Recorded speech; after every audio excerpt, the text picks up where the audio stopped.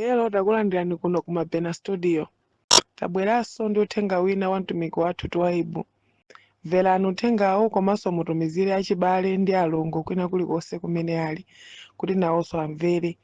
Tili mu nthawi ino yotsiriza. M'bandakucha kwa tsiku la Sabata, pamene tikulimbikitsa kumanga guwa la Ambuye, tiyambe nkugwiritsa ntchito mawu a Chingerezi mkati mwa ulendo wofotokozera izi. Tinena kuti, "Oh Lord, help me to stay on the water."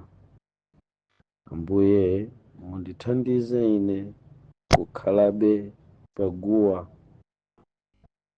zoona. Ulendo wanu wa Chikhristu kodi munawuyambira malo ati nanga munayambira pati? Ulendo woti mukakhale oyimba munawuyambira kuti? Nanga kuti lerolo mupezeke kuti inu ndinu mulaliki, ulendo umenewu uyambira kuti? Tikukuonani ndinu munthu wolalikira, ndinu munthu wophunzitsa. Ulendo wanu munawuyambira kuti? Kawirikawiri munthu kuti akhale mtumiki ayenera kuti azindikire malo amene utumiki wake umayambira. Choncho funso ndila kuti kodi mphaso yanu munayiyambira pati, nanga munapezeka bwanji kuti inuyo mukhale m'busa, mulaliki, mtumiki wa uthenga wabwino, mtumiki wa mabuku ndi utumiki ofotokoza zolembera ndi mzimu wa chinenero kupitirira patsogolo?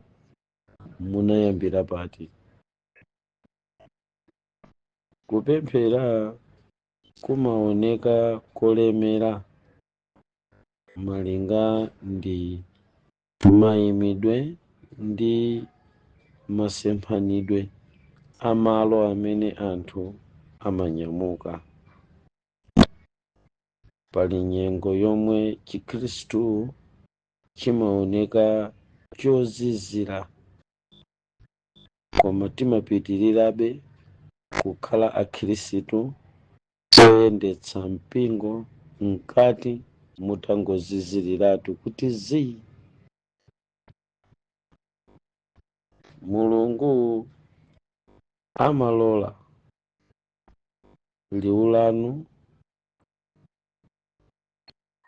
limveke pamaso pa Mulungu, koma nthawi zambiri liwu la Mulungu lakukhalirani kutali kwambiri chifukwa cha malo amene mwanyamulira kapena mwanyamukira ku mphaso imene mukuchitayo.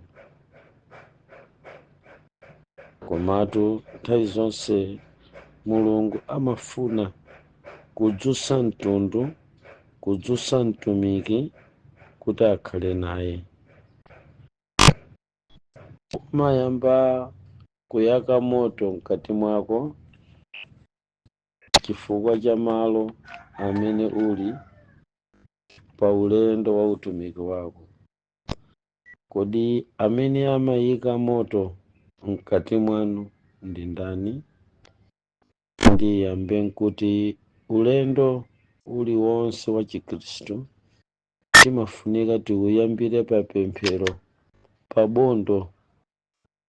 Munthu akasempha pemphero m'bandakucha uno mmamawa uno, ameneyo amakhala kuti wayamba kuyendetsa galimoto ndi batire losachaja, limene nthawi ina iliyonse limatha kumujombeka pa chipululu komanso kumutayitsa ndi kumutayira nthawi yake chifukwa batirelo ndilosachaja. Zinsinsi zilipo pafupi 7 zimene zingathe kudzutsa chikhalidwe, zingathe kudzutsa mtumiki kapena kumpanga munthu kusintha kukhala wamoto pamaso pa Mulungu kudzera mu pemphero. Koma chiphunzitso sichimampanga munthu kukhala wamphamvu pamaso pa Mulungu. Migonero simakupanga munthu kukhala wamphamvu pamaso pa Mulungu. Mumafunika mupeze kiyi ya uzimu. Kiyi ya uzimu imapezeka pamene Khristu akufunafuna nkhope ya Mulungu ndi mtima wake wonse kudzera mpemphero. Tamverani, pamaondo pamakusiyanitsa bwino pakati pa chipembedzo ndi moyo olandira mphamvu kwa Mzimu Woyera kwa Mulungu Atate. Simungauyambe ulendo wanu wa Chikhristu kuuyambira ku ulaliki umenewo mwauyamba wopanda batire mukagonja pena pake. Simungauyambe utumiki ulendo wanu wa Chikhristu podalira kuwerenga Baibulo kapena kuwerenga mawu kokha. Simungauyambe ulendo wanu kudalira zinthu zimene munalandira ngati zipangizo zokuthandizani kumvetsetsa Chikhristu. Ulendo wa Chikhristu wa njira iliyonse kuutumiki kwa mpingo mmawa uno tsiku la Sabata. Muzifunse kumene munayambira kuti mukakhale mtumiki. Ine ndabwera kudzakuwululirani chinsinsi cha malo amene ndinayambira kuti ndipezeke kuti ndine mtumiki nditatha kutembenuka mtima. Pali malo opambana chilichonse amene amamukuza munthu mchikhristu kukulitsa ubale wa iyeyo ndi Mulungu, ndipo pamaondo. Ukakhala pamaondo ndi pamene umayamba kulandira mphamvu za kwa Mulungu. Koma ndichenjeze, palibe munthu amene analandira mphamvu zochoka kwa Mulungu atakhala pa chipembedzo, chifukwa chipembedzo chimangokhala phee, chilibe ngakhale malo amene mungayikirire batire lanu kuti liyende. Chipembedzo sichinayambe chalondolera kapena kuthandiza kubwezera mphamvu zotayika mkati mwa munthu wopembedza. Choncho pakati pa chipembedzo ndi moyo tiyenera kukhala ndi moyo olandira mphamvu za Mzimu Woyera kudzera pamaondo pa pemphero. Pamaondo umamvapo kuyitana kwa Mulungu kuti upange salenda moyo ndi tchimo kwa Mulungu. Sindikudziwa ngati chichewa changa chichikumveka bwino m'bandakucha uno 4 AM. Tamverani, pamaondo umamvapo kuyitana kwa Mulungu kuti upange salenda moyo ndi tchimo. Anthu ambiri amene amazemba maondo ndi kuthamangira kulowa tchalichi amakanika kugonjera kapena kupereka moyo wawo kudzera mukulapa machimo, chifukwa chipembedzo chilibe mphamvu yochotsa tchimo. Koma pamaondo pa pemphero pa mkumano wa munthu ndi Mulungu ndi pamene pamayaka moto pamene umakachita beni thupi lonse umakayatsa thupi lonse, umakapsereza thupi lonse. Ndikukuyitanirani pa mawondo kuti pakhale starting point ya ulendo wanu. Musafulumire kukupatsani udindo kapena kukatenga udindo mwa kampeni ya mtundu uliwonse musanafike malo oyambirira amene munthu amanyamukira. Pa mawondo umamva kuyitana kozama kwa chiyero cha Mulungu. Chipembedzo sichimamulondolera munthu pamalo otchedwa chiyero, icho chimakamulondolera munthu chipembedzocho pamalo otchedwa mpingo, malo otchedwa ndondomeko. Koma mawondo umamva kuyitana kwa Mulungu, ndipo pa mawondo pamayitanira mtima ku chiyero cholapa nacho tchimo. Sindikudziwa ngati chichewa chikumveka bwino. Malo amene moyo umayitanidwa, kuyitanira pokadusa pakampata kotchedwa kulapa ndi mawondo. Ndikati mawondo ndikutanthauza kuti kupemphera kwa inuyo panokha ndi Mulungu wanu kumwamba, chinthu chimene akhristu ambiri tinataya ndi kuchisiya osafunanso kuchitsatira pakuti chimangotopetsa moyo. Koma timathamanga ndi kusunga nthawi yovala tayi, yovala zovala zathu zimene tinazikhonzetsera kupita ku chipembedzo, kunyamula mitanga yathu ya zakudya la siku la Sabata, ndi kutaya bondo limene linkhala njira kwa munthu yomutsogolera 1 kukulapa, namba 2 ku chiyero. Chiyero ndi malo okhazikika amene munthu amapezerapo mpata wa njira pafupi 7 zopitira kumwamba. Pa chiyero umazindikira kampani imene ikugwira ntchito ndi Mulungu. Chiyero chimakudziwisa kuzama kwake kwa chikondi cha Mulungu kusiyana ndi chipembedzo. Pa mawondo pamayitanira ku moyo wauzimu. Chipembedzo chimayitanira chiyanjano ndi anzako, koma pa mawondo pamayitanira ku moyo wauzimu. Palibe munthu amene amakonda kukhala pa bondo pa pemphero la m'bandakucha mamawa nakhala mdani osakhala ndi moyo wauzimu ndi zosatheka. Palibe munthu amene amatayika pa moyo wauzimu atakonda kupemphera, koma munthu akakonda chipembedzo amatha kutayika pa moyo wauzimu. Ambiri amene atayika lerowa anatayikira m'manja mwa chikondi cha chipembedzo. Palibe ngakhale mmodzi amene anatayikapo atakonda kukhala pa mawondo. Moyo wauzimu umalambulirika, umakula, umafewa, ndipo umamva ndi kuzizindikira wekha mkati kuti iwe ndiwe ndani. Limachita zimenezo ndi bondo, pemphero. Pa mawondo pamakutengerani ku malo obisika aja amatchedwa kuti the dwelling secret place ya kwa Mulungu.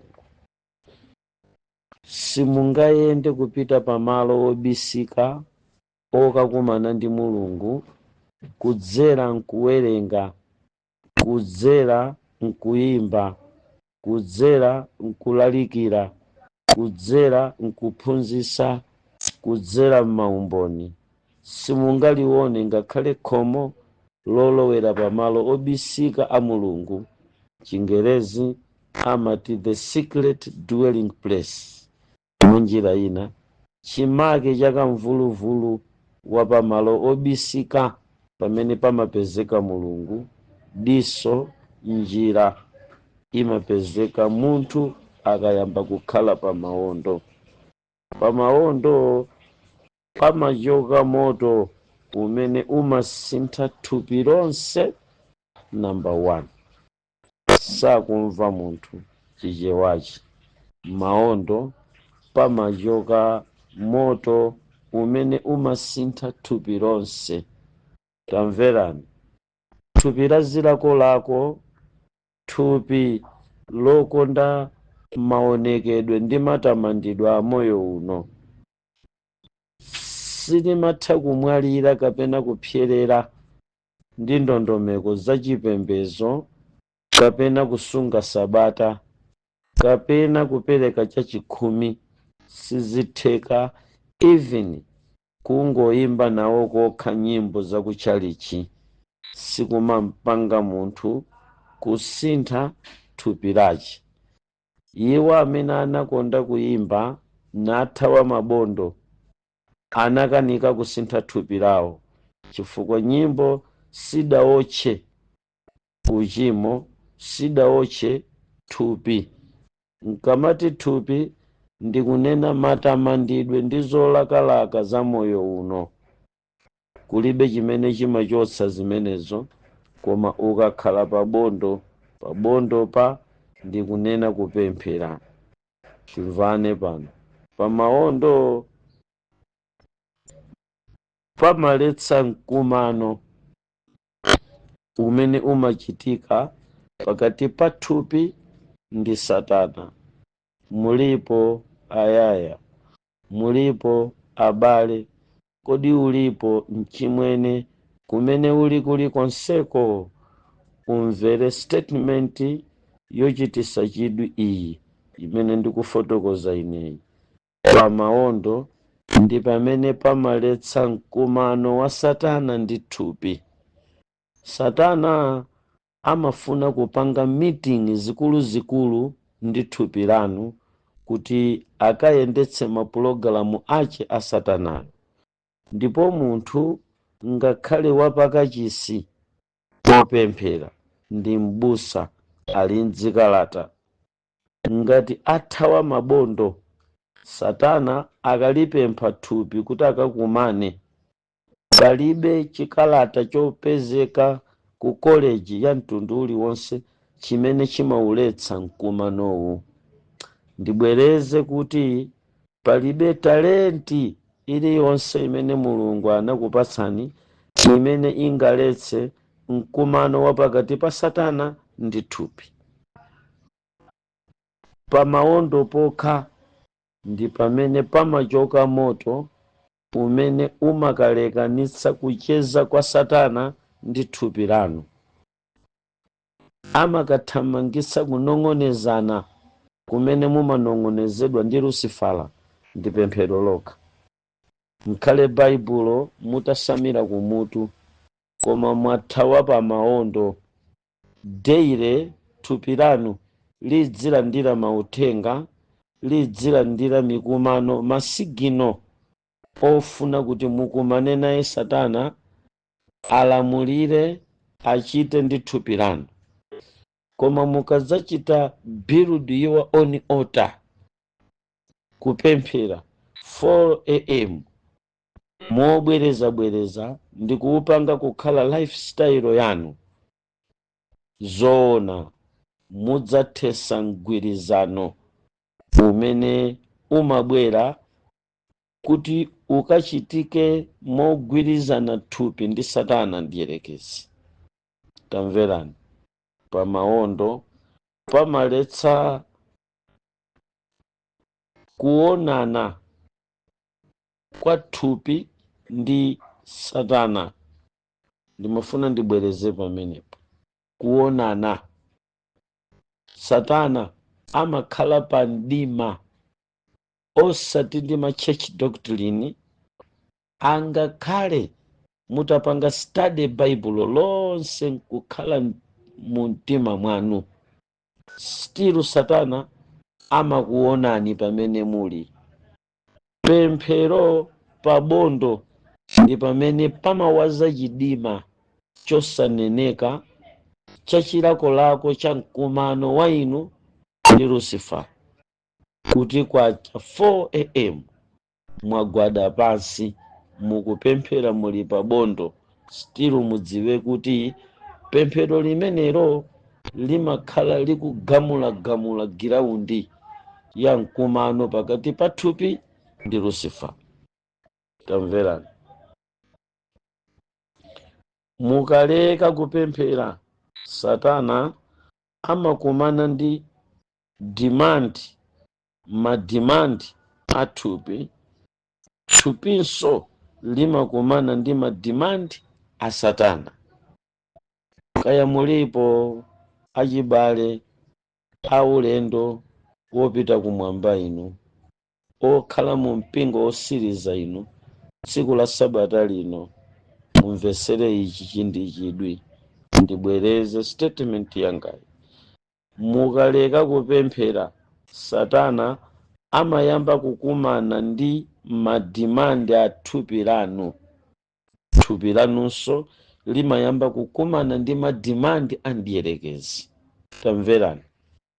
Thupi limakutumani, ndipo Satana amabwera kuzakwaniritsa chimene thupi lanu lakutumani.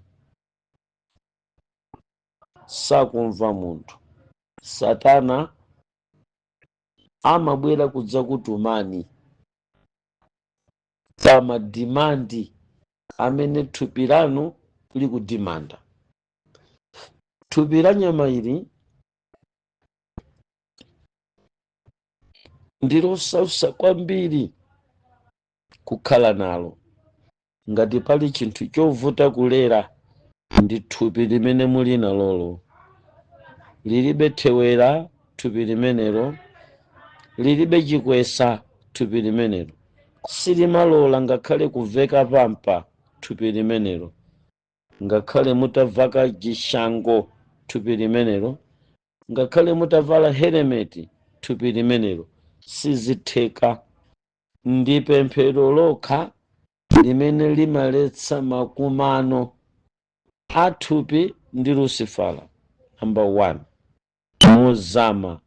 Ndi pemphero lokha limene limaletsa madimandi. Tsopano thupi langa linachepesa kudimanda kuyambira nthawi imene ndinapanga "Oh Lord, help me to stay on the water." Sakumva munthu. Ambuye ndiganizireni, ndithandizeni pamene ndikumanga guwa lanu, chifukwa ndi pemphero lokha limene limakayamba kundithandiza kundichepetsera madimandi amene thupili limafuna, ndipo oyankha madimandi a thupi langa Satana amabwera kudzayima ngati mamuna kuti akakwaniritse madimandi azofuna za moyo wanga. Pali mphaso yapatali ya mtengo wapatali. Mukadzayamba kukonda kupemphera, mudzadabwa kuti thupi limasiya pang'ono-pang'ono kupanga madimandi, kupereka madimandi. Thupi limaleka pang'ono-pang'ono kudzera mpemphero, koma madimandi amene thupi limadimanda. Kunena mwachidule, anthu tinaleka kumuuza Mulungu akumane ndi madimandi a thupi lathu, chifukwa Lucifer ndi amene amakhala pa khomo pa nyumba yathu, mphepete mwa bedi ya inu. Amakhala pa mkeka penipeni pafupi ndi inu. Nthawi imene mulibe zovala zilizonse mukugona, iye amakhala pamenepo kudzaonerera mukamavala. Ndipo mukamavala, iyeyo amafuna kumva kuti thupi lanu lakuchita ni dimandi chani. Choncho pemphero ndi limene limaletsa mkumano wa madimandi umene thupi limaitanitsa, umene Lucifer amaitanitsa, in order to destroy you, kuti musapite kumwamba. Tamverani. Mpingo, dziko likakuwa, thupi limayankha. Simukumva statement zangazi. pokhala kuti chichewa chimavuta kwambiri, musunge bwino. Ngati alipo mungalembe, mudzalembe kuti m'bandakucha wina brother Twaibu anayika mu ndandanda chilangizo chotipititsa pa guwa la nsembe la mapemphero koma lomangidwa folokoloko ya m'bandakucha. Ndibwereze, dziko limakuwa ndipo thupi limayankha. Ndi pemphero lokha limene limakaletsa kutseka mkhutu mwa thupi kuti dziko likayitana thupi lisayankhe. Sindikudziwa ngati ndikumveka. Ndi pemphero ndi mawondo amene amakamuletsa munthu kupemphera, amene amakamuletsa munthu kuyamika Mulungu, amene amakamuletsa munthu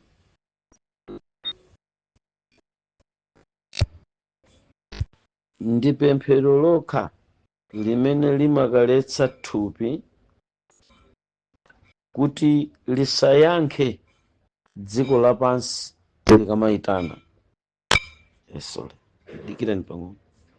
Ndi thupi lokha, ndi pemphero lokha limene likamamuletsa munthu kuyankha mwitano umene dziko limayitana. Dziko likakuwa m'bandakucha, inu musanapemphere, thupi limathamangira kuyankha. Tsono kuti thupi lanu lisayankhe dziko likayitana, muyenera kukhala pabondo. Pemphero limaletsa mkumano, limaletsa kumva mwitano umene thupi limayankha mwitano wa dziko lapansi. Kodi dziko likayitana mumagwiritsa ntchito chida chanji kuti musayankhe kuyitana kwa dziko lapansi? Pakuti ndaona atumiki ambiri atayankha kuyitana kwa dziko lapansi. Tamverani ana Mulungu. Ndi pa mawondo pokha pomwe pamaletsa mkangano wa thupi ndi mzimu. Simukumva? Mkangano umene ulipo pakati pa thupi lanulo ndi mzimu, kapena nnene kuti mkangano umene ulipo pakati pa choyipa ndi chabwino. Baibulo olomutaliwerenga bwanji nkuliloweza mmutu mwanu, mkangano umene sudzatha. Mutayitana bishop akubatizeni, akudzozeni, angatani, mkangano umene sudzatha.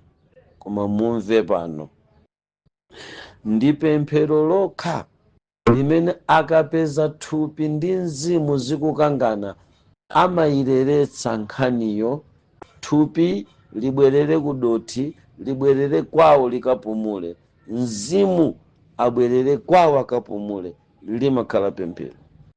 Mukadzangotayika pa pemphero, muzaziwe kuti mkangano wa pakati pa thupi ndi mzimu watha lero. Sakumva munthu. Pa mawondo pamasesa nsewu oyendamo tsiku limenero. Anthu akuyenda wayawaya mchire chifukwa ayiwala tsache 4 am. Tsache lanu ndi pemphero, ndipo limakasesa nsewu wa dzuwa lonse kuti muyendemo. Mukadzaliphonya pemphero la 4 am, musazayembekezere kuyenda poyera, chifukwa mudzayenda mchire lokhalokha, palibe munthu amene adzakuthandizeni. Zimveke pano. Ndibwereze kuti pa mawondo pamasesa nsewu oyendamo munthu tsiku ndi tsiku. Ngati muyefuna kuyenda bwino, kuyenda mushe, ndi pemphero. Ngati mufuna kuyenda koyera kukacha mmawa, ndi pemphero. Tikhulupirira tikumvana ana a Mulungu. Tamverani. Pa mawondo pamakuyika ni mu spiritual territory. Sindikudziwa kuti lerolo muli territory yanji, chifukwa mwangonyamuka ulendo kuti mwasunga sabata, koma territory imene muli simukuidziwa. Baibulo likutiunikira kuti munthu akakhala pabondo amabwerera territory ya uzimu. Most of people, they are operating their Christianity out of Jesus Christ territory. Mchingerezi chimenecho chimene mumamvako koma chichewachi simumva. Pamaondo ndi pamene pamakamusunga munthu kukhala mundime muchajira cha uzimu ndi maondo okha. Kotero kuti territory yanu yadi yanu imakhala palibe kukacha mawa chifukwa mwaponya pemphero, imakhalapo mukakhala pa pemphero. Tamverani, pemphero la mamawa ndi limodzi mwa mapemphero amene amatibwezeretsa msanga mu territory ya uzimu. Stand with Jesus, pray with Jesus. Tamverani, Davide anachidziwa ichi. Iye anati, o inu Ambuye mmwamba, ndizakweza mutu wanga, kapena kuti pemphero langa. Davide anachiona chimenechi. Yobo ankalawirira mmamawa kukapereka nsembe ndi mapemphero kwa ana ache. Tamverani, pamaondo umauza Mulungu kuti ndinu ofunika koposa kugona tulo tanga. Sanamve munthu. Tikunena 4 am tentikhazikitseni kalabu ya mbandakucha, muone chimene chichitike ku dziko lino. Zonse tikuvutika nazozi zikhoza kuchita disappear. Mumve pano akunena kuti pamaondo pambandakucha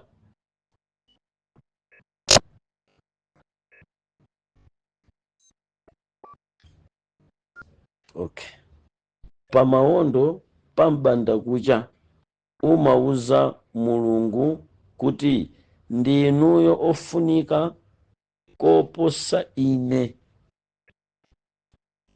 Mukangoti mwagwada 4 am mumakhala mukuchita send message kuti inuyo ndi ofunika kuposa zofuna zanga. Did you do that every morning? Let me ask once again. Did you do that early in the morning? Chifukwa pemphero la mama wali pamaondo umauza Mulungu mbandakucha uja. Mukangopemphera mbandakucha mumakhala kuti mukumuuza Mulungu kuti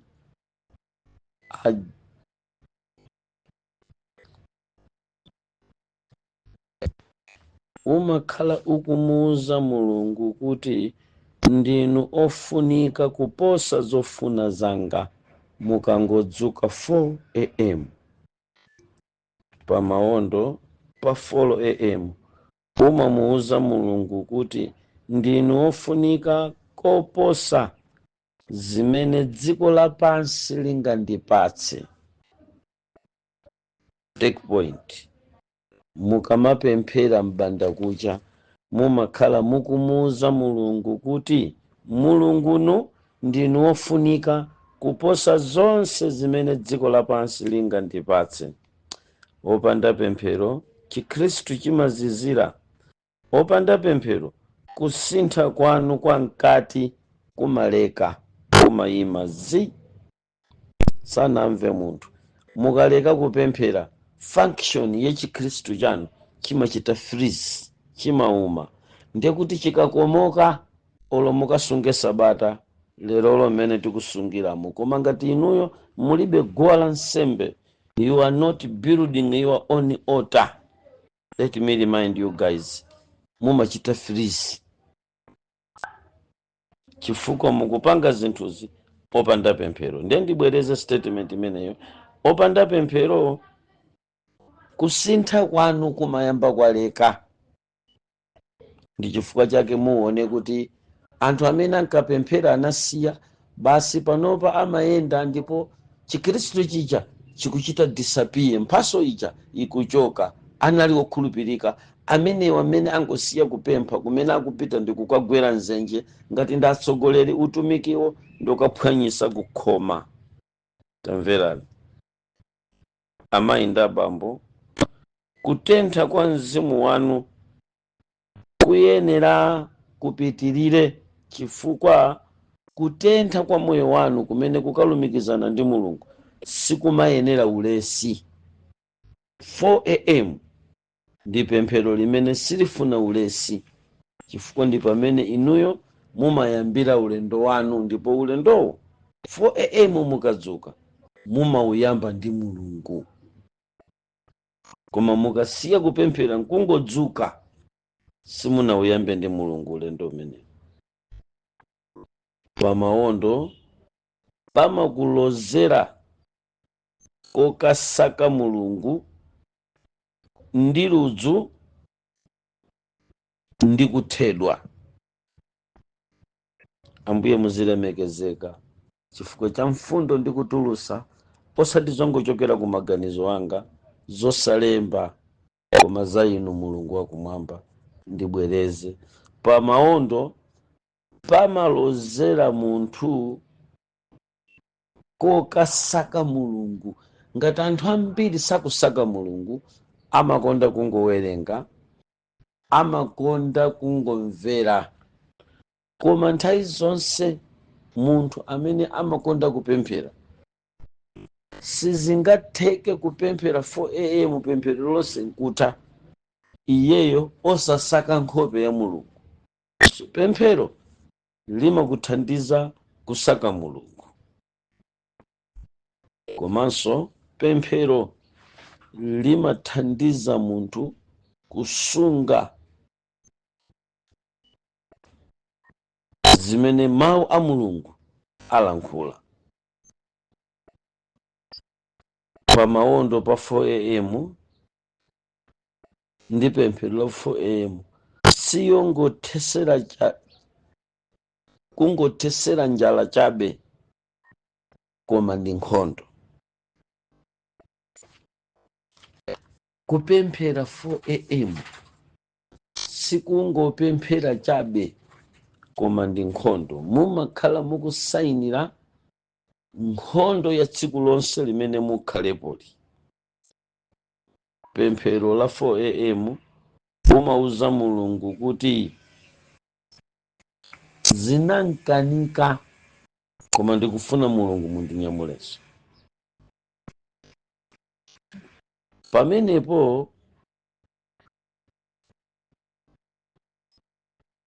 Pamenepo mpingo umayamba kuyenda ndi Mulungu mosapambukira kulamanja kapena kulamanzere. Ndi pemphero limene pamawondo pa 4 am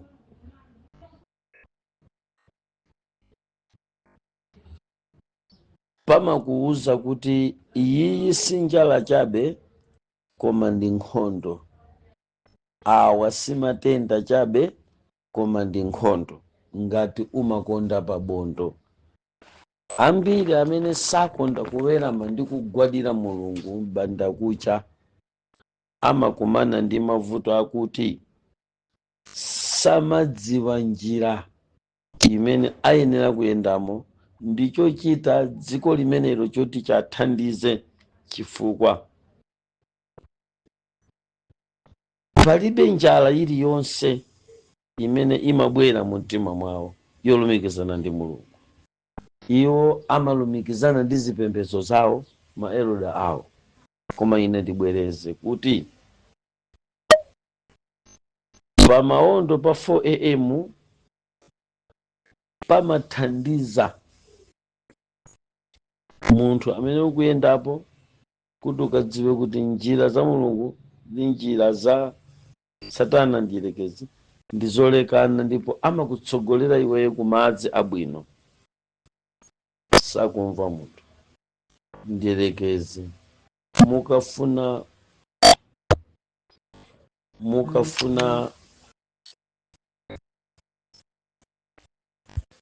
yesu panotu chimwena kupanga choncho. Tamverani, pamawondo mukafuna kudzuka kufikira pa zinthu zimene muli nazo, bondo limapangitsa kuti mumukanize ndiyelekezi mmamawa kufikira pa foni, pa nyuzi, pa TV, pa laputopu. Ndi pa mawondo pokha pamene pamapanga kuti mukangodzuka musafikire kugwira chinthu china kupatula baibulo, komanso mutapemphera. Choncho mulungu akusamalireni ndi kukudyetsani mu nthawi ya mgonero. Amen. Khalani pomwe pamene tikupatsani gawo lina la uthenga mwavawo wa mtumiki wathu Twaibu. Apa pali mafunso amene baibulo likufunsa iwo amene amadzitcha opemphera komanso amene anavomera mayitanidwe a dzina lakuti Mkhristu kapena opembeza Ambuye. Anadabwa m'bale olemba buku la miyambo, munthu wanzeru wakalekale dzina lake Solomoni. Akudabwa ndi chochitika cha iwo amene akonda kupemphera ndiye akuzuzula pa chinthu chimene amachikonda, chimene chimawapangitsa kulekana ndi Mulungu, ndiko kugona. Baibulo likuti pa Miyambo chapter number 6 vesi yake ya nambala 9 akuti, udzagona mpaka liti waulesiwe, udzauka liti kutulo tako. Ndi dimandi ya Mulungu kuti munthu akakumanenso ndi dimandi ya Mulungu. Ngati tili asilikali odzimenyera nkhondo ya ulendo wopita kumwamba, gawo lachiwiri tifuna tione udani mmene umayambira ndi Mulungu, komanso mgwirizano mmene umayambira ndi Mulungu. Uyu akufunsa kuti udzagona mpaka liti. Timadziwa mpingo wa Mulungu pamene tikukhazikitsa kalabu ya mapemphero a m'bandakucha folokoloko, tonse timadziwa kuti pakati pa thupi ndi moyo wa munthu, Mulungu anayikapo chipangizo chotchedwa tulo. Komatu chipangizo chimenechi chotchedwa tulo ndi chizindikiro cha kuleka ndi chizindikiro chosagwira ntchito. Kugona thupi limapuma, kugona sutakataka kapena kupanga kanthu kena. Kugona ndi nthawi yachete ya iwe. Koma tulo tilitonse timene Mulungu amatipereka anatiyikira malire akutiletsa kumene kumakachokera ku mphamvu za maganizidwe a munthu. Tulo tingakhale kuyamba 6 koloko mpaka kuzafika 6 koloko ina tili ndi malo akulu, tili ndi ndime zikuluzikulu zoyenda m'misempha m'malingaliro a munthu pa chochitika cha umoyo wake.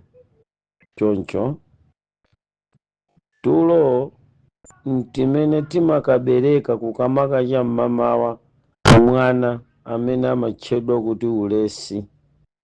Mwa njira ina tulo timatenga pathupi ndipo timakachira mwana amene amakatchedwa kuti ulesi.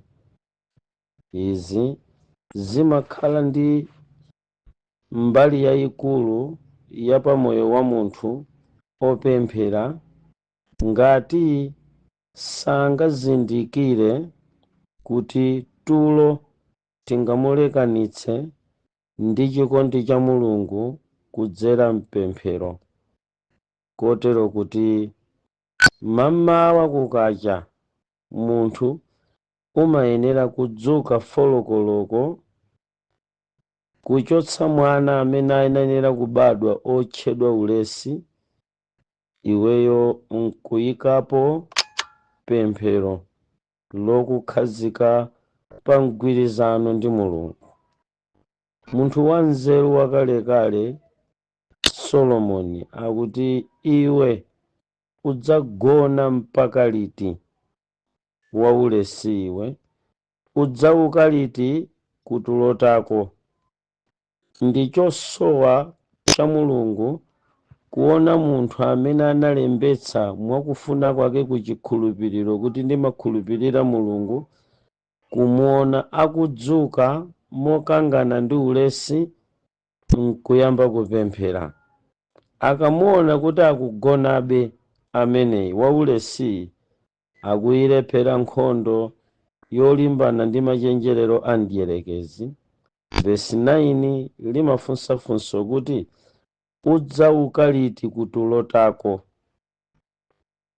Ngakhale pali chiganizo chakuti tonse amene tili mchipembedzo ndife apa ulendo wopita kumwamba, koma tikuchita tsoka kuti mbasi yotchedwa ulendo wopita kumwamba ukumveka kahafu kapena 3/4 ya anthu amene akuyenda chogona.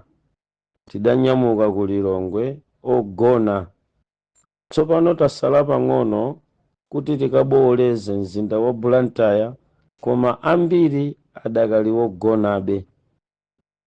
Tinanyamuka kalekale ulendowu, koma chomvetsa chisoni nchakuti palibe amene akuchita chamuna kuuka kutulotache. Tulo ndi chipangizo chimene chimatha kumuletsa munthu kukhala mchiyanjano ndi Mulungu, mugwirizano ndi Mulungu. Tamverani ndime yachiwiri. Tiwerengenso buku la Miyambo chapter cha nambala 10, tifuna tipeze vesi yake ya nambala 5. Mu chapter 10 verse number 5 akuti wokolola m'malimwe ndi mwana wanzeru, koma wogona pakututa ndi mwana wochititsa manyazi. Sakumva munthu. Wokolola m'malimwe ndi wanzeru, koma wogona pakututa ndi mwana wochititsa manyazi. Mwa njira ina, mmamawa ndi nyengo imene munthu amayenera kudzuka kuti akakolole phindu la tsiku lonse limene timakhalamo ngati Akhristu. Sitimalipeza madzulo, timalipeza mamawa. Sakumva munthu. Pemphero pabondo pamapangisa kuti mupeze phindu la tsiku limenelo, koma phinduli simulipeza madzulo, mumalipeza mmamawa pamene mukuuka kuyamba kupemphera. Buku lomwelo la Miyambo chapter number 8 verse number 17 akunena kuti akundikonda ndiwakonda, akundifunafuna azandipeza. Pali nkhani pamenepo.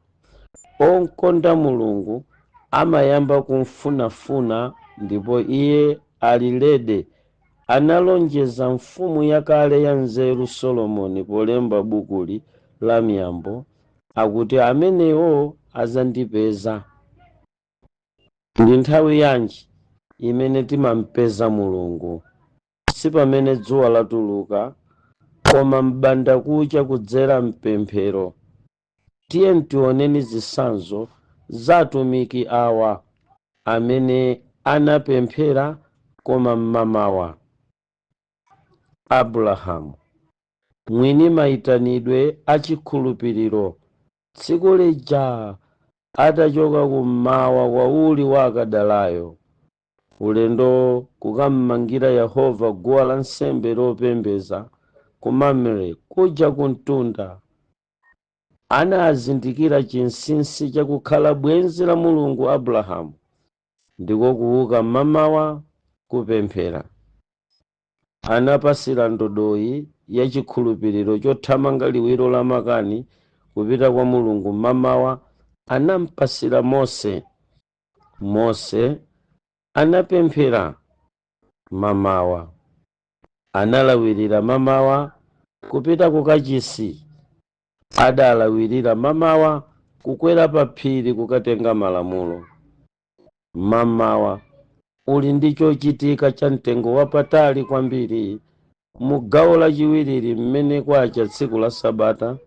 Ndikukulimbikitsani mpingo mutengere zitsanzo za anthu awa amphamvu amene anakhalako ku dziko lapansi. M'mapemphero awo anasamaliranso nyengo ya m'banda kucha. Mchaka ndikuti mangani guwa lanu la nsembe lakupemphererapo koma 4 am. Pali nkhani pamenepo. Davide anazindikira chinsinsi chimenechi pomachoka pa mpando wake wachifumu kukagwada pamene anamanga guwa la mapemphero. Iye akuti ndidzakuyamikani Yehova koma m'banda kucha.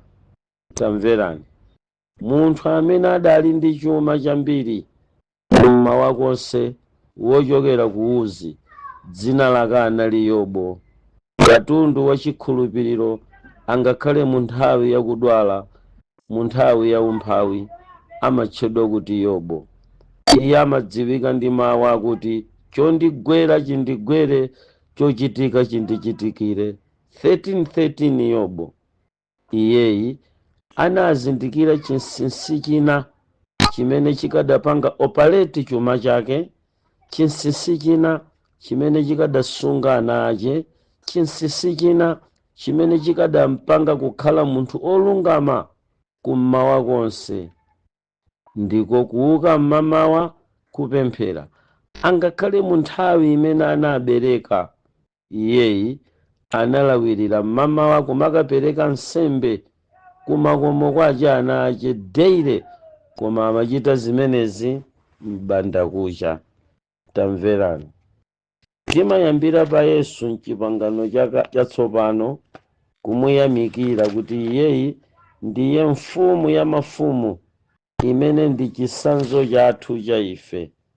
Tiyeni tipite ku buku la Mariko chapter number 1 pamene tikupitirira kuona chinthu chimene chatayika kwambiri pakati pa mpingo wa Mulungu, ndicho kukonda kumvera maaudio osamapemphera, kukhala nawo m'gawo la matchalichi osamapemphera mamawa, ndiko kudzikonda ndi kuzisamalira tokha osamapemphera mamawa, kulisamalira Sabata ndi kuyiwala mkumano chotengera chimene chimalisunga Sabatalo kuti likhale lopambana.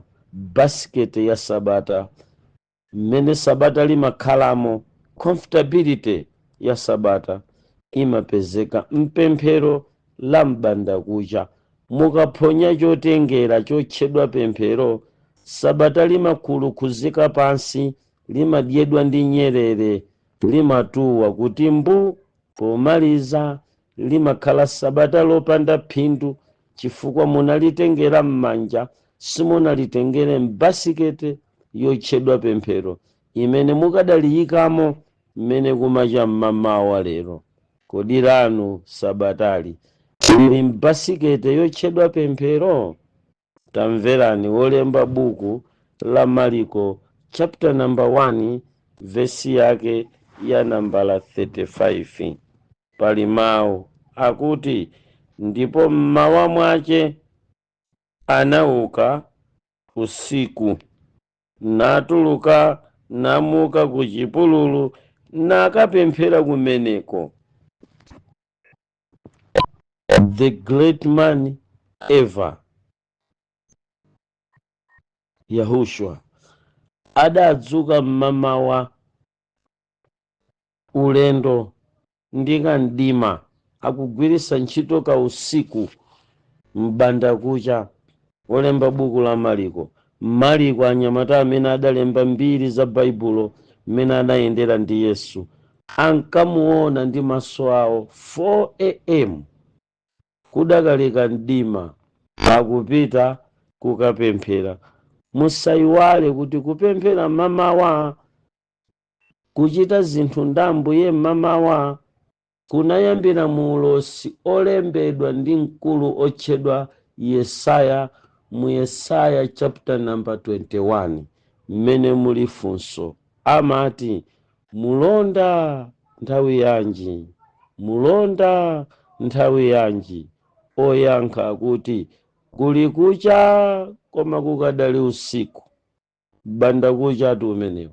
Mukafuna kufunsa funsani, mukafuna kufunsa funsani. Koma mmwambamo amanena kuti katundu wa Duma wina ayitana kuchoka ku Duma akufunsa kuti nthawi yanji mulonda, nthawi yanji mulonda. Panalibe nthawi yopambana kwambiri mpemphero, chikwama cha umoyo wa Chikhristu kuposa pemphero la m'bandakucha. Angakhale ichi mwana wa Mulungu anachiona kukhala chikwama cha mtengo wapatali cholimba chosungiramo machitachita ake auzimu a tsiku limenelo kunali kupemphera. Mariko chapter chake cha nambala 1 verse ya nambala 35 akunena kuti, ndipo mmawa mwache anauka usiku. Sakumva munthu. Ndipo mmawa mwache anauka usiku. Sindikudziwa kuti mpingo Chikhristuchi tikuchisunga bwanji potaya kuuka mmamawa kupemphera. Tiyeni titolerane ikhale network ya mphamvu, mabero agwire ntchito m'bandakucha pamene ulendo wa nthawi ya pansi pano ukupita kokocheza. Tamverani. Ndipo mmawa mwache, sakuti madzulo ache, anauka usiku. Ndiye Yesaya akuti wina ayitana kuchoka ku Duma, wina ayitana kuchoka ku Seiri, koma amayamba nkuti katundu wa Duma, mulonda nthawi yanji? Nkanayenera kufunsa a Eroda, nthawi yanji imene mmauka kupemphera? Mukudikirira pa divine service kodi? Munauka nthawi yanji alonda kuti mukapereke yankho la zochitika za usiku? Muyenera kudziwa m'bandakucha. Mbiri ya alondawa inali yakuti ankazindikira nyengo kugwiritsa ntchito nyenyezi, ndipo ngati munali ansembe anali mbuli pa nthawi, ngati munali abusa anali mbuli pa nthawi. Nambala 1 amene ankamudalira pa nkhani ya za nyengo anali alonda amene ankakhala m'maso pakati pa usiku. Sakumvabe munthu. Kukadali usiku kunjaku, uno ndi usiku koma wakuti mbuu kuli kucha ndithu. Koma anthu akusoweka kudziwitsidwa ndi kagulu kena kamene kachite komiti kuvomereza kuti tidzidzuka mmamawa kwadziwisa vanthu nyengo imene tikuyendamo. Angakhale mavumbulutso akumbandakucha kwa 4 am uko zichitira umboni wa inu eni mukayambapo kuzindikira kuti ndidataya chikwama cha tsiku langa, chikwama cha utumiki wanga, ndicho kuchitsegula mazipi yake 4 am ndikulongeza mu tsiku la chikhristu chanu, tsiku la sabata lanu, tsiku la kusala lanu. 4 am anadzuka. Pano Bible likunena kuti kulonda ndi nthawi yanji. Yesu mmene akubwera ku dziko lapansi akulengeza kuti tonse, malinga ndi verse number 35, ndife alonda a nyengo ya mdimayi, tisamalire nthawi ndi udindo wathu pa ulondawo, pa udikirirowu. Tidikirire ziti?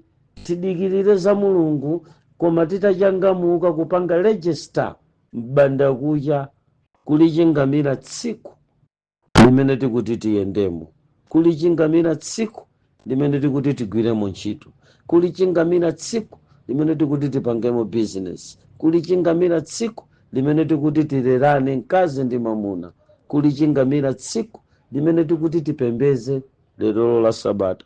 Talichingamira nchani? Tamvereni katakwe wochokera kumwamba, amuna okhala kudzanja lamanja la Atate atabwera mdziko lino lapansi. Mariko chapter number 1 verse number 35, mutu mwake anali ndi ganizo la Yesaya chapter number 21. Ineyo ndifunsidwa kuti ndipereke mayankho za nthawi, ndiyenera kukhala m'maso 4 am. Mulonda nthawi yanji? Mulonda nthawi yanji? Woyankha anati kuli kucha koma kukadali usiku. Verse number 35 muzipeze kuti sizikusiyana. Ndipo mmamawa mwache anauka usiku natuluka namuka ku chipululu kokapemphera kumeneko. Sakumva munthu. Unali m'bandakucha akutitsogolera amene tinamulandirayi system ya chikhalidwe cha chikhristu kuti chikagwirike bwino, chikaoneke chopambana, ndicho nthawi yopemphera. M'bandakucha udzikhala nyengo yolilandirira tsikulo kuti chikhristu chikakhale chopambana. Ndi nthawi ya mtengo wapatali imene mumatola ziwanda ngati mupulula ngumbi kupululira mu mbeseni.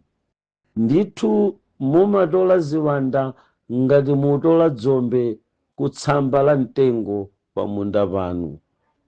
Dzimapusa dzachezera usiku wonse, tsopano kukucha dzibwerere kwawo. Sitimati mkatambatamba mudziyang'ana kummawa.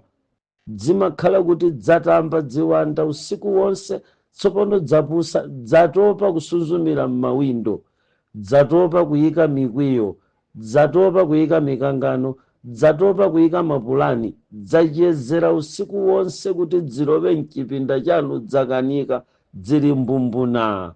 Timangopyalula pya kupululira mchithumba, kupululira mchithumba cha pemphero la mmawa kukafocholera uko. Tsiku limenero mudzaona chigonjetso chake. Ndidzakuthandizani kuchepesa kudandaula kwanu, mavuto anu atumiki, kudandaulira maprofeti, kudandaulira mabishopu.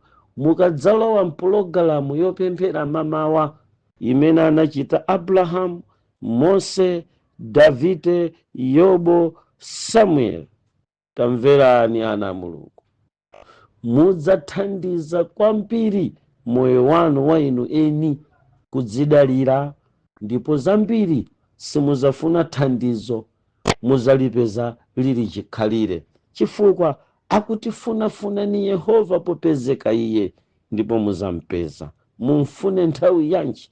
M'matandakucha pamene dzuwa lanu likutuluka. Tamverani ana Mulungu. Ichi ndiye choonadi chenicheni chimene tikuchipeza akutitsogolera ndi mfumu yathu, akuti anauka mmamawa kuli usiku ulendo ku phiri kokapemphera, ku chipululu kokapemphera, ndipo anapita kokapemphera. Anasowa chani Yesu kuti akapemphe? Chifukwa akuchokera m'manja mwa biliyoneya, tiriliyoneya, zonseneya. Atate wake ndi ini yake ampweya, mwini wake wa oksijini ndi mwini wake Yehova Mulungu. Atate awo ndi mwini wake wakuwala, mwini wake abambo ache ndi ini yake adzuwa, abambo ache ndi ini yake amwezi, abambo ache ndi ani yake amitambo. Mukaona mphepo zili kupa ndi chuma cha atate wake Yesu. Mukaliona dzuwa lati je kumbanda kucha ndi chuma cha atate wake Yesu. Adasowanji? Taganizani kuti iye adayenda pamadzi pa chuma cha atate wache, pamene wathupira nyama ili amamira. Ankasowanji kodi uyu? Baibulo likuti akuti ngakhale nyanja ndi mtunda zimamumvera iye. Adasowanji kubanda kucha ngati uku? Anadziwa kuti tsiku palokha silimakhala, pemphero palokha silimakhala, mpaka ntalipangira chotengeramo chimene ndikanyamulire zinthuzo mmamawa. Ndi anadzuka mmamawa kudakali usiku. Ndinatchula atumiki amene anapempherapo mmamawa m'masiku akukhala kwawo kwa nthawi ya pansi pano. Tizisanthula mwakachetechete. Tiyeni tione oyamba ndi Abrahamu amene anapereka nsembe kwa Mulungu. Tiyambira pa Genesis chapter number 19, tidzifunafuna verse number 27 ngati lilipo. Verse number 27 likuti, ndipo Abrahamu analawirira mmamawa kunka kumalo kumene amayima pamaso pa Yehova. Sadayambe wapanga zacha Abrahamu, sadamalizire kupemphera, koma adayambirira kupemphera. Ndi Baibulo likuti analawirira mbanda kucha, osatinso kukhala m'nyumbamo, koma amapita ku phiri. Koma mmamawa kuti kukamakatimbe wafika pa guwa la nsembe. Tawerengani bwino chichewa brother Twaibu chinena kuti chichewachi chimavuta kumva, kuti ena achimve bwino chifunika kukhala chichewa. Koma ngati muli ndi amene samveratu chichewa, inu amene munaphunzira apezereni Chingerezi kuti mwina azimva. Olo maodiowa muzatanthauzira mChingerezi. Achuluka ndi ana ophunzira ku Grace Bandawe, achuluka ndi wana kuti akubadwa kuchoka ku Kalibu Academy, ngakhale mchichewa chomwe samamva. Tamverani verse number 27. Ndipo Abrahamu analawirira mmamawa kunka kumalo kumene amayima pamaso pa Mulungu. Tsono tamunawa akatayima apa akutanthauza kuyima kwenikweni straight pamaso pa Mulungu, mbanda kucha mpaka miyendo gwira zanzi ali chiyimire, mpaka atamva chifunditsi chakulumikizika ndi Mulungu, mpaka chisanu cha umunthu chitasungunuka ali chiyimire, mpaka kaganizidwe ka umunthu katachoka ali chiyimire, mpaka uchimo wakuganiza kwake kolakwika, kuganiza kale lake laku uli wakadalayo kutachoka. Ndipo thwani wa ulemerero wa Mulungu umamfikira Abrahamu ali chiyimire pamaso pa Mulungu. Nonsizo ali chiyimire pamaso pa Mulungu. Zimenezi ankachita mmamawa, ulendo kokapereka nsembe pamaso pa olenga kumwamba ndi dziko lapansi. Genesis chapter la number 22. Akuchitanji kuvomerezana nane nkhani iyi?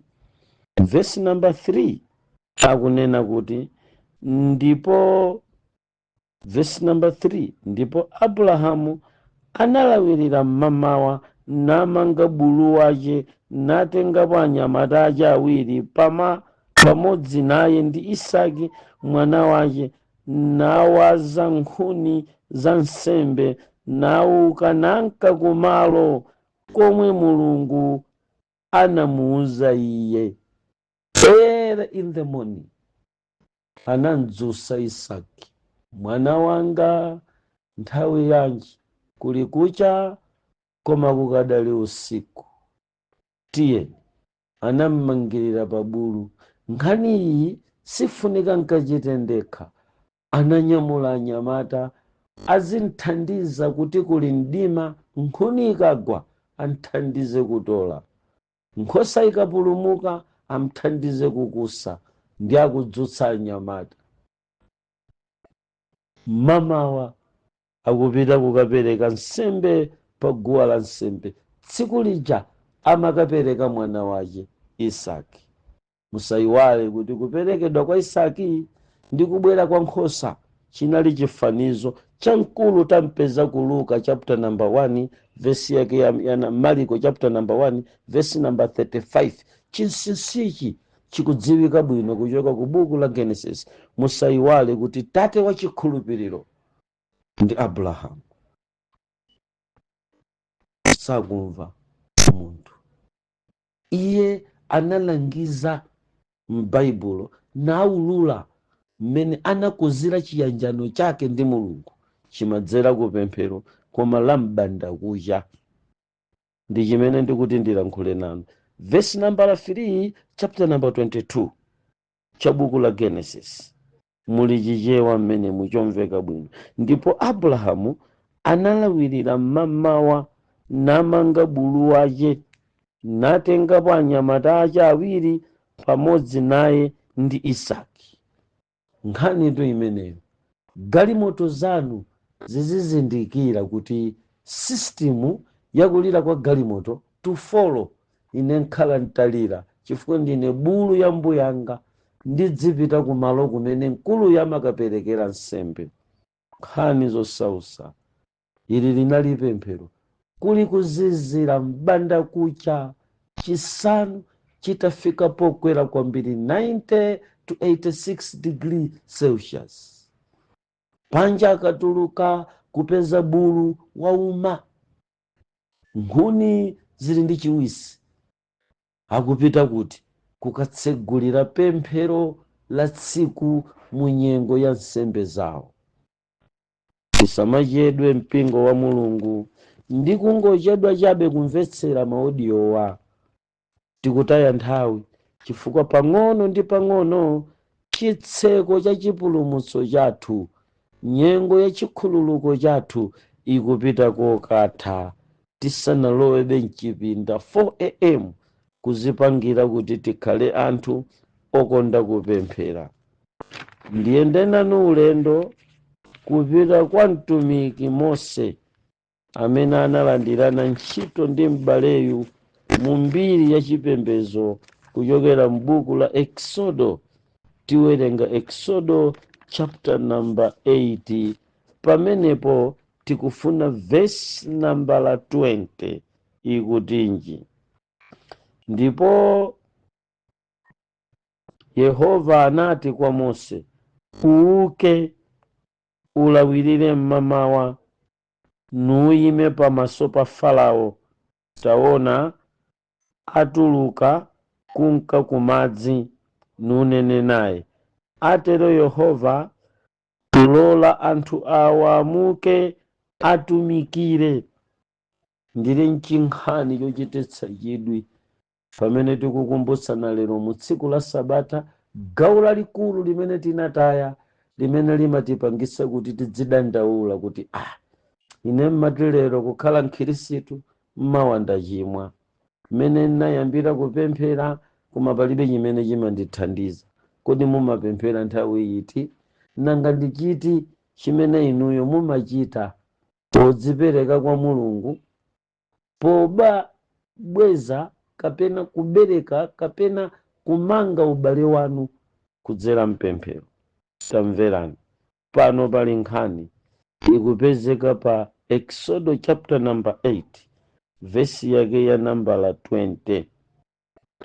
Inali nthawi yakuti mpingo wa Mulungu uli ku Igupto, nde tsopano Yehova wayamba kulamulira choti achite Mose akuchita pamodzi ndi nthawi kuti mkumanowu uchitike nthawi yabwino chifukwa ali m'manja mwa Farao. Chimene mwina simukuchidziwa ndi chimenecho, tsiku lililonse limene iniyo mumakhala lili m'manja mwa Farao, mukamphonya mama wa Farao osagwira ukapolo, mukhala kapolo wa tsiku limenelo mpaka nakulowa dzuwa pye, ndipo ndalama yonse imene mugwirire ntchito tsiku limenelo atenge Farao. Sanayambebe kumva chichewa Malawi. Mukamphonya Farao kugwira ukapolo m'bandakucha, mwaphonya zonse. Tsono apa padali mpikisano. Farao ankapita kukalambira Mulungu Levithani m'bandakucha uliwonse mu mtsinje wa Nairo, kumene kunali na mamiota maota malini. Sakumva munthu. Iye ankapembeza milungu yokhala m'madzi, sanapange mistake. Farao woyamba, Farao wachiwiri, Farao wachitatu, ndi anzawo onse achina Kambisesi ndi anzawo amene analamulira boma la Igupto kuyambira pa maziko a bomalo, ankapita mmawa uliwonse 4 am kupita pa guwa lawo la nsembe kukalemekeza milungu yawo kumeneko inkakhala m'madzi, koma amapita m'bandakucha. Na chinsinsi ichi chinali kuti ngati ana a Mulungu Farao, ana a Mulungu m'manja mwa Farao, akanike iwowo kulawirira m'bandakucha kukakweza mulungu wawo, ndiye kuti amene alamulire tsiku lonse mu dziko lonse la Igupto inali milungu imene ankapita kukayifunsa kuti iyendese boma la Farao. Chimenechi simukuchidziwayi, opembeza Satana adani anu ndi amene akukuposani amaliwina tsikulo pa tsiku pa kulitenga kukhala m'manja mwawo. Limadyedwa tsiku limenelo m'bandakucha. Mupite inu amene mudayenda mwasing'anga, amene tidapangapo zinthu za mankhwala, timadziwa zimenezi kuti ndi mawa folokoloko mutu ayatsa kufungatira miphika, kufukamira miphika, timachita m'bandakucha. Sakumva munthu. Utamba kumakhala mukusayinira ntchito yakutambako kuti yatheka m'bandakucha, akhala usiku wonse akukulozani, koma signature yakuti amene adwale imachitika m'bandakucha. Zikamachoka ziwanda zoloza m'manyumba mwanu pa dzupita zasayinira 4 am. Tsono pemphero la folokoloko ndi nkhondo. Taioneni pa vesi ya nambala 20 ya Exodo chapter chake cha namba 8, mumva kuti Farao anali kulawirira ku mtsinje, naye Mose anali kulawirira kukapemphera. Sakumva munthu. Chichewa mpaka pano sitidayambebe kumva, koma ndinene pano ambiri tikakhumudwa tikakafika kwathu, ambiri tikakhumudwa tikakafika kwathu kuti sitidachite moyenera mchakati nkamuona kuti Mulungu walephera sadafune kutithandiza. Tsikuli Farao ankatilanda mamawa, Joni ndi Joni yonse kuona kuti munthu akungobwera nkanjinga. Ndalama zonse zija ankakulandani mamawa. Mutayamba lero kuteteza ndalama zanu zakuntchito ku Joni muliko mamawa. Mutaona pano mumpeza kuti Farao amakulawirira ni m'bandakucha kukanenera tsikulo kuti lisayende bwino. Inu muli mtulo wachita kale case your day. uyu sakupeza phindu, uyu olatagwira ntchito sizitheka, awa olatalima sizitheka, awa olatabandira 10 acres sizitheka. Ndithu nkuonadi kuti nthawi yokolola sizidatheka. Nzanu anakuchenjerera podzuka. So vuto lake inu mumayenjera pogona, anzanu akuchenjera podzuka. Walidya tsiku lonse, inu kokagona usiku mpamene mumalimbikira kupemphera. Mwasiya kadzukidwe, munadzuka bwanji? Panali mkangano pa vesi nambala 20, tiwerenge limodzi. Ndipo Yehova anati kwa Mose, uuke ulawirire mamawa. Mwamva mani? Muuke mulawirire mamawa. This is a serious business. Muuke mulawirire mamawa. Akunena tu Mulungu kupitira munthu wotopa ngati ine, omamva kuti tuloti kukoma ngati ine, omamva kuti mthupi mukunyong'onyeka ngati ine, ndifuna ndigonebe. Akumpitira kuti pasopo ndikudziwa kuti thupi lanu ndilolema, ndilofoka, la diabetes, la BP, la sugar, la chani, ndilodwala, koma ndikuuze Mose, odi age yako imene ukuziona ngati ndi wankulu kaya udakali wang'ono, whatever you are, ndikuuze Farao amalawirira mbanda kucha iwo usanaligwire tsikulo. Mukamaligwira Leviathan waligwira kale, ndiye pano ndi by command. Pemphero lija by compulsory. Muwamve mawu. Ndipo Yehova anati kwa Mose, kulamula atu kumeneko.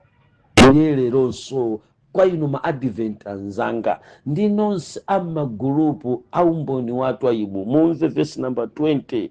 Ndipo Yehova akuti kwa inu, number 1, muuke mulawirire mamawa, mukaime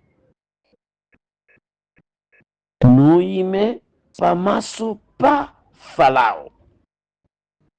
Taonani atuluka kunka kumadzi, nunene naye lero, Yehova lola anthu anga amuke. Tsono pano muimve samu mmene kuyendera. Kudzuka kwanu muchite nsanga Farao asanadzuke, chifukwa mukukamuyimira pa chipata kumuuza zimene mukufuna za tsiku limene lolo, in order to make your day successfully. Muzidzuka Farao wa tsiku lanu asanadzuke. This is Bible, clear, clean, and I'm explaining it in a calculated statement. No matter where you are, listen. Samvera. Ndipo Yehova anati kwa Mose, uka ulawirire mamawa, nuime pamaso pa Farao. Taona Faraoi atuluka mamawa ameneyu kupita kumadzi. That is, iweyo ukachedwa kumpeza pio wapita kale. Zavuta. Sono mukamachedwa 6 koloko, mufuna kupemphera to 8, 7 koloko ndimene mukufuna muyambe kupemphera AM. Mwachedwa, Farao wapita kale, wapita kumadzi, wakadzutsa milungu achina Leviathan akulu siku limene lero hadi osati masewera. Kuthupi kunyong'onyeka, kuphwanya kuyambira nzala, kuphwanya mimba, kuphwanya matumba, kumaphwanya. Sakumva munthu. Chiwalo china kugwidwa ndi matenda, chiwalo china kugwidwa ndi malungo, chiwalo china kugwidwa kutsegula, chiwalo china kugwidwa kukhosomola, chiwalo china kugwidwa chimfine, chifukwa tsiku lonse mwamusiyira, mwachedwa chimwene. Simuli wina tsiku limene. Ganyo amene mugwira ulele, you do it in vain. Mugwira ulele ganyo amene mwachedwa. Business imeneyo atenga achitaka, chifukwa Farao wadusa kale mamawa. Zitha ndrama zimenezo, musakaikire ndrama zimenezo zozapita akukwenya na usiwa wata. Apanki nkonde achotsa malata. mwachedwa kuteteza bizinesi yanu chifukwa mwadzuka Farao atadutsa kale. Ndi udindo wanu kuti Farao akamakadzuka mumpange ambush, mumuuze chifuniro cha Mulungu mtsiku limenelolo asanachite iyeyo kupita ku milungu Levithani ku mtsinje wa Nailo. Muyambe ndinu. Anatero maprofeti polalikira chizungu chaka kuti I communicating. Kodi ine ndikumveka? Ana Mulungu, Farao wanu wainuyo mukampusirira ndikumusiya apite. Ndi chifukwa chake mukuona tikuyenda mu hardship, mu mphawi osanena. Ine ntanguti ndidzuke pano, sister wanga Toko adzuke uko, mbale Kanyimbo mudzuke kumeneko, mbale William adzuke kumeneko, abale uko mudzuke kumeneko, mbale Matipa mudzuke kumeneko, mbale Thanga, abale nonse tidzuke mamawa tonse as a team crying for our Lord. Something can change. Chintu china chake chikoza kusintha, china chake chikoza kuchitika.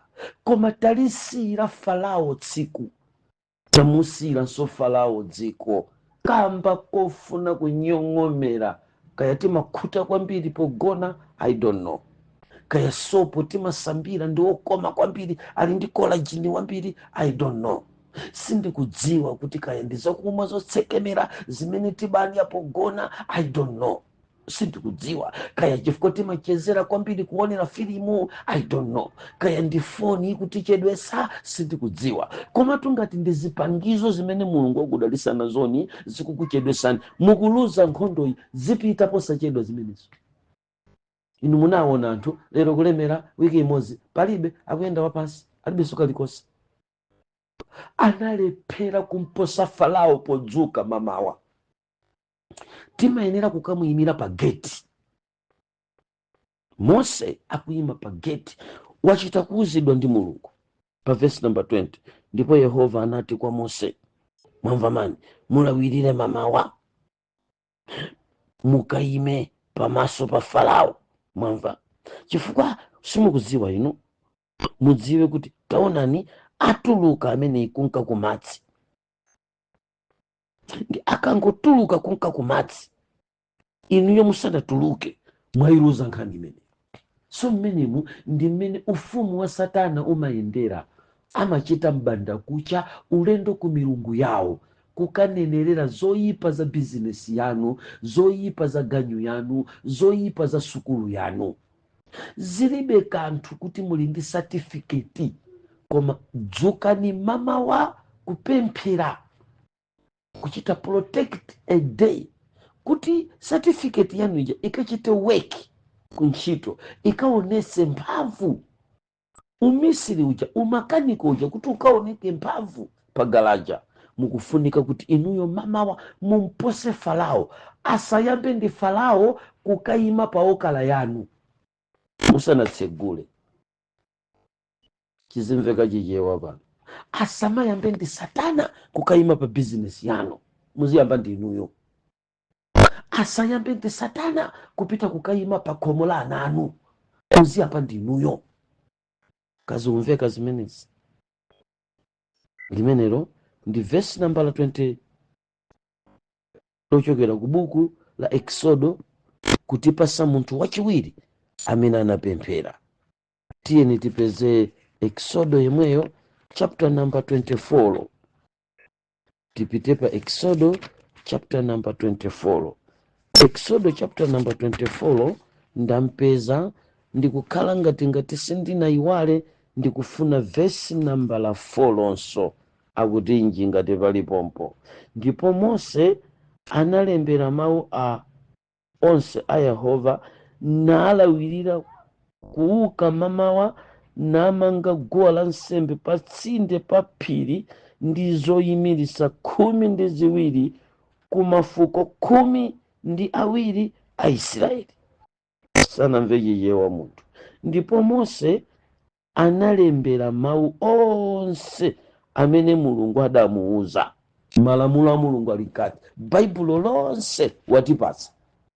Koma nthawi tsopano yoti muyambe kuwerengera Baibulo, nthawi tsopano yakuti mukwanirise zimene zili mmene momozo, nthawi tsopano yakuti muchite deliver mawu a mulungu, muchite deliver zimene mulungu akupatsani, kuti zioneke kuti effective zimene mulungu apereka.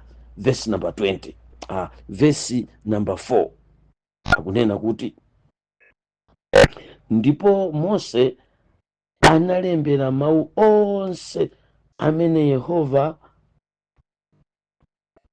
ndipo Mose analembera mawu onse a Yehova nalawirira kuuka mamawa, namanga guwa la nsembe pa tsinde pa phiri ndi zoyimiritsa 12 ku mafuko 12 a ana a Israeli. Mbanda kucha ali ndi mpingo atsogoleri kuli ana a Israeli. Mwatenga malamulo, mukufunika mupose mbanda kucha akamazuka mamembala anu. Mose anali watenga malamulo a mulungu, tsopano akufunika kuti akapereke walemba, akapereke. Sana apereke kuyamba kugona kaye, sana akapereke chikonono kaye, sana akapereke 10 koloko. Adadzuka mamawa nadziwa kuti tsiku lija kuti tituluke muno, ndinadzuka mamawa kukampanga confront Farao. Ndikudziwa kuti madzi awa kuti atuluke m'chipululu muno tidzimwa madzi abwino. Ndinadzuka mamawa nyanja iyi kuti igumuke isweke. Ndinadzuka mamawa kukamdikirira pa khomo lake. Mmene amadzuka Farao mbanda kucha anapeza Mose wangoyima ponga tithana pano, no fear at all, pakutsutsana naye Farao. Watsiku lanu mukunchedwerera wakudusani pya wapita. Tikunena pano lero Sabata lonse walilanda, silili m'manja mwanu. Mfumu angudzuka ntsiku la Sabatali opanda kumulawirira mamawa kuti mukakumane naye. Ameneyi anali Mose. Ndithu Moseyu akuchita zimene zimaulendo angapo, chifukwa pa chapter number 34 anapangaso zomwezo. Verse number 4 tateni tione mpingo wa mulungu. Verse number 4 kuchokera mu verse number 34 ngati zili zolondola. Ndipo anasema magome awiri amyala onga oyamba aja, ndipo Mose anauka mamawa nakwera pa phiri la Sinai monga Yehova anamuuza, nagwira dzanja mwache magome awiri amyala. Aphwanyika oyamba aja sanaiwale chinsinsi, ndakuti anadzuka mamawa nakasema ena awiri, ndipo ananyamula amenewa nakapereka ku anthu. Koma inali nthawi yanji? Mamawa. Sakumva munthu. Verse number 4, ndipo anasema magome awiri amyala zilibe kanthu zasemedwa onga oyamba aja, zingafanane ndi zoyamba zija, koma nthawi yokapanga deliver. Ndipo Mose anauka mamawa nakwera pa phiri la Sinai. Nkhani zosausa mpingo wa mulungu.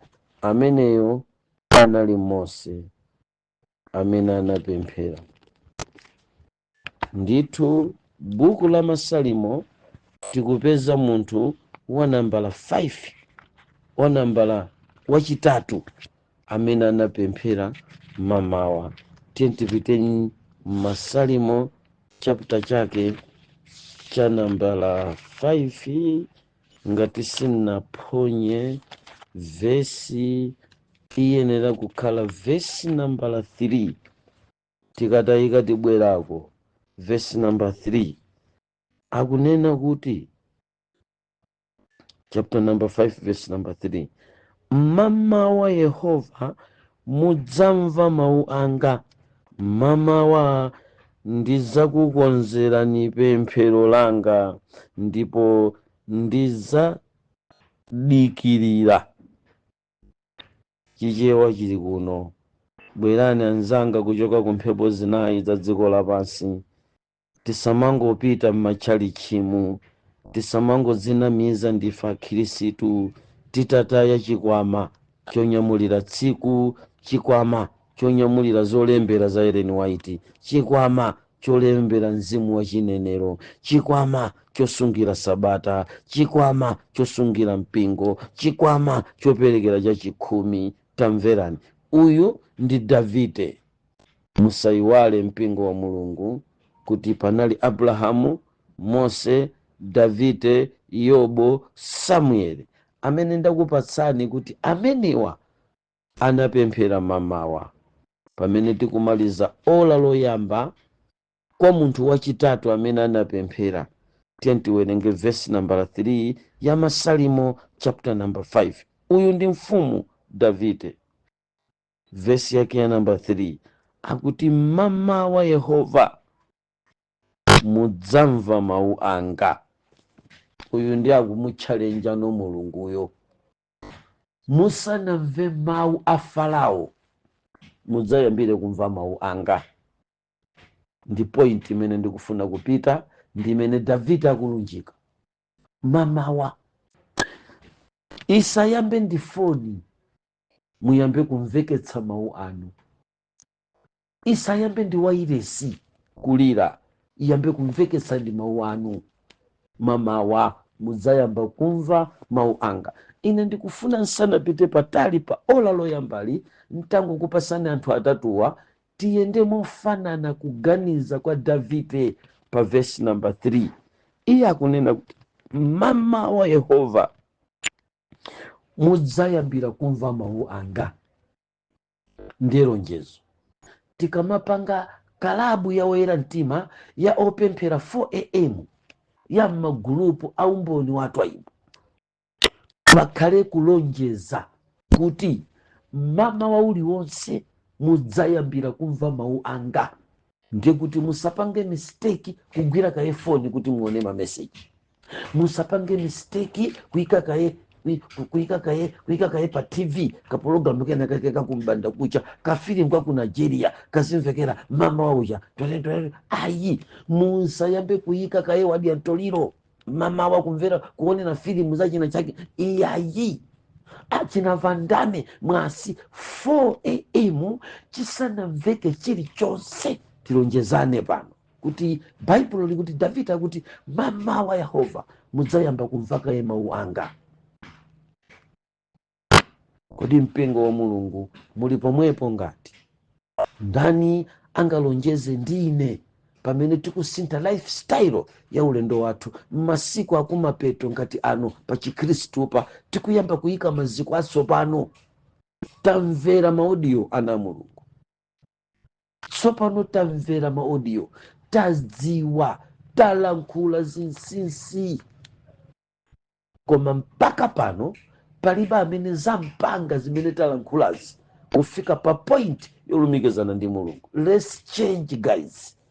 Tikupita ku Gahena, maaudio ali mthumba. Wina akuti ine ndili nawo 1800 maaudio anasogoleri. Zachani? Ine ndili nawo ndili ndi maulaliki 7800 akusala pani. Zachani?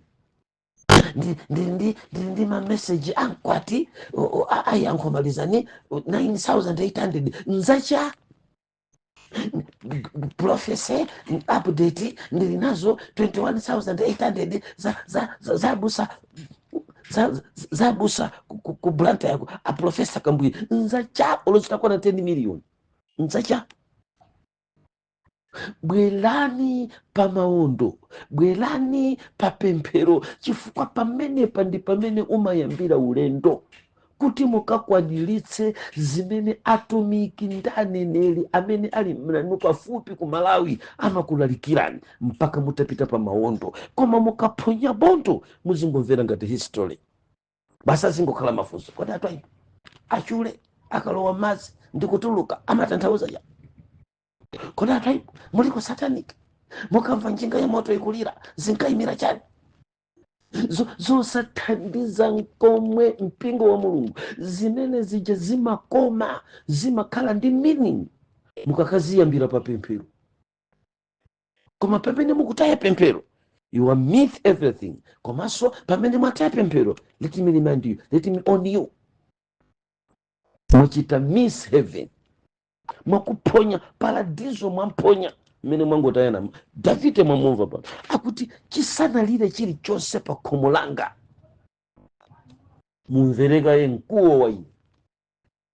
Akulu ampingo akuyamba ndi mkuwo wozunsa zawo, mama kodi pamene paja dzulo lija ndi mmatiya kufunsa nkhani milandu molomo yamba kupemphera likuyamba kumveka ndi mfuwu wa milandu akuyamba ndi kuusa moyo ukuusa moyo folokoloko ino ndi nthawi yakuti upemphere imeneyi sakumva munthu mfuwu oyamba Davide akuti inuyo Mulungu ndikukuzilonjezani muzamva kaye mfuwu wanga koma mamawa.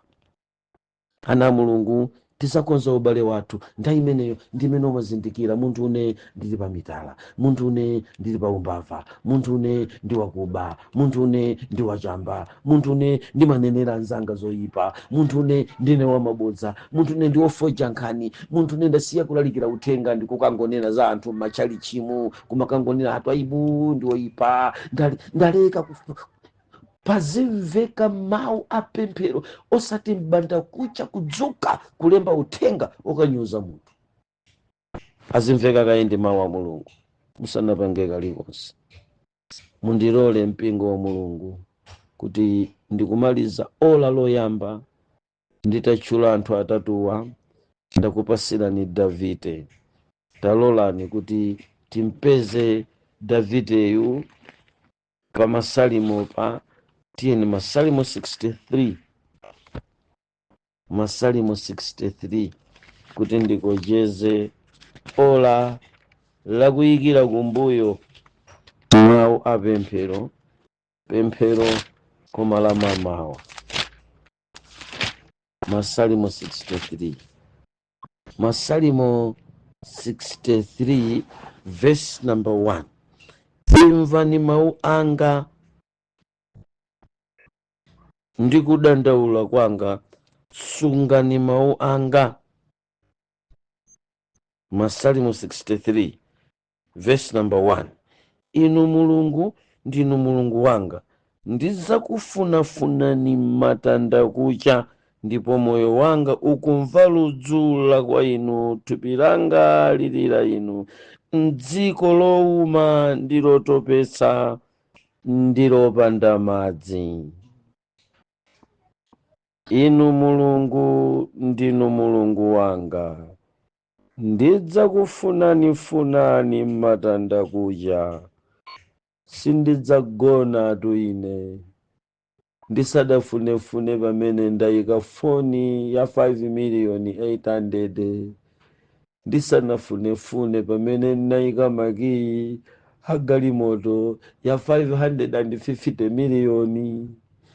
Ndidzakufunafunani matanda kucha, ndidzakufunani matanda kucha, ndipo moyo wanga ukumva ludzula kwa inu, thupi langa lonse mamawa kulirira inuyo. Sizondimangatu pamenepo kuti ndipemphera ndili chete, ndi thupi langa lomwe likhala likugwedezeka mchaka akuti mamawa analawirira kuphiri kwa yekha kuti akakhale ndi nthawi yokuwa asamvute maneba kuti mutisokosa, chifukwa kumeneko ndi thupi lomwe likafunafuna Mulungu, likanjenjemera, likagudubuka, likazigwetsa matanda kucha.